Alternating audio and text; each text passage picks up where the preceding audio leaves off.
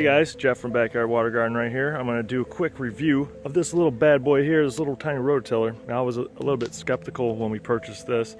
My wife kind of just went out and got it. She knew that we could use something like this, but I'll tell you what, this thing is surprisingly powerful. The main thing with this electric rototiller is the fact that you have to plug it in, obviously. So just make sure that you get the right size extension cord so that you're not starving the thing of power, because you want to make sure that it has enough power to operate properly and it won't overheat or blow your breaker. This thing is awesome. As you can see, I should have done a before picture. I just tilled up all this. It was just grass right here and it just chewed it right up. I raked off the grass, planted a little tiny tree there, but the whole front of my house was nothing but weeds. Even if you just have a small yard with some gardens or flower beds, this thing is awesome. It's small enough where you can get in between. This used to be an old driveway right here. I don't know if you can see the stone here. I'm really impressed.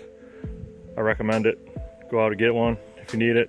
There's a link in the description below, or you can hop on over to backyardwatergarden.com, read the full review, and get yourself one. This thing's awesome.